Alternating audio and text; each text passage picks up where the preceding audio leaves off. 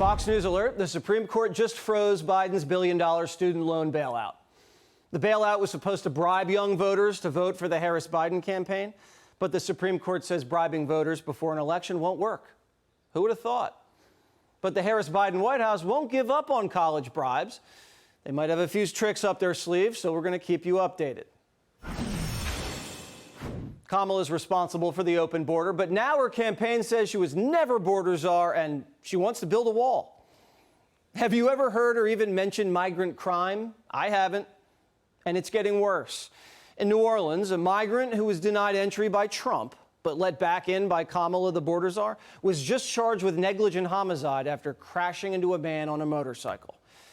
In Philly, an MS-13 gang member from El Salvador was arrested after he fired at moving cars, trying to murder 8 Americans.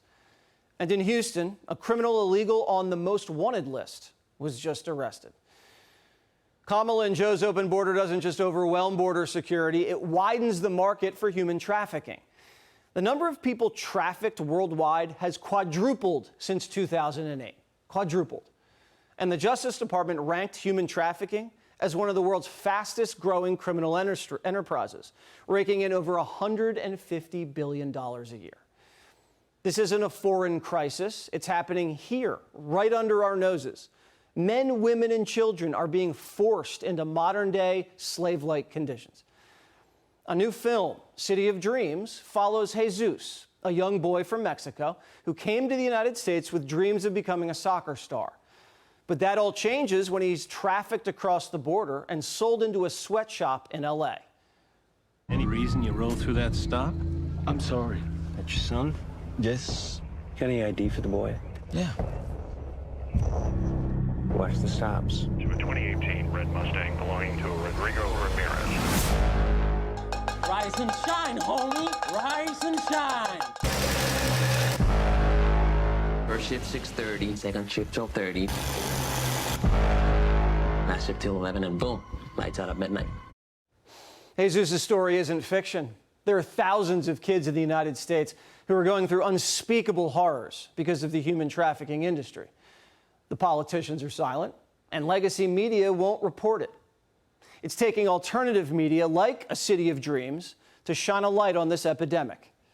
I've been making films for a long time, and every now and then you come across a film that is actually truly important, not just entertaining, but can change your entire outlook on life.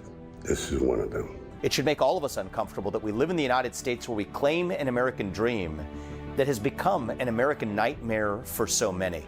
I don't care whether you're on the left or the right or black or white, we can unite around the fact that child slavery and child trafficking is wrong. We need to step up and do something about it.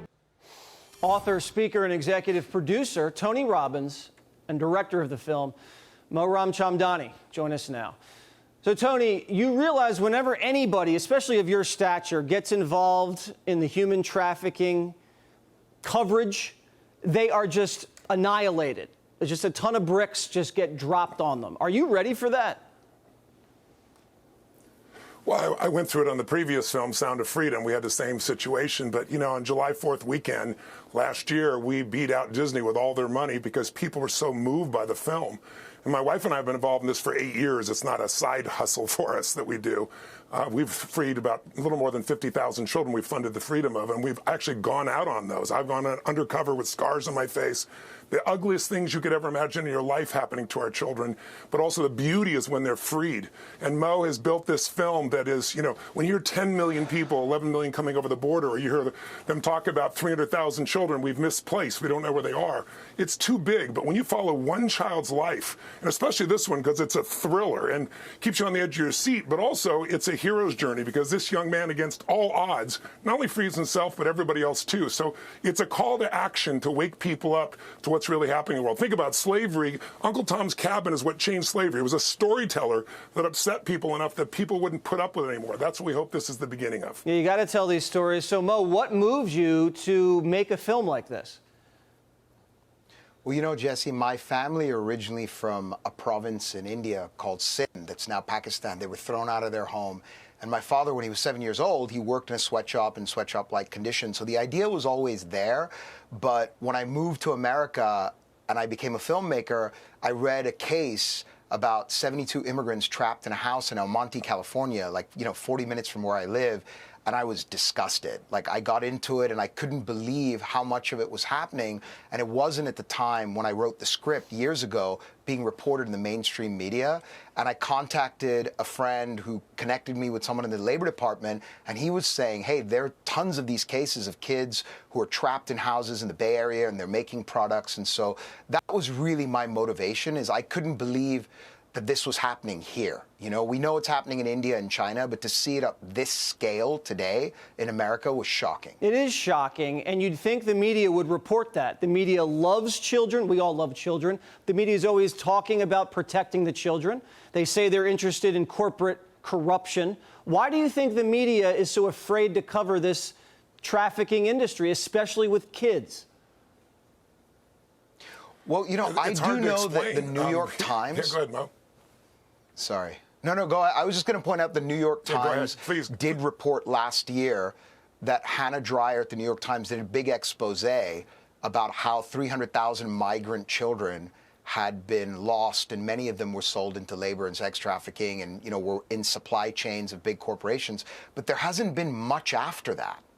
No, there's been no follow-up, and no one talks about it. I mean, if Trump had lost, I don't want to make this political because it's not, if Trump had lost 300,000 kids, that would have been all you heard about, Tony.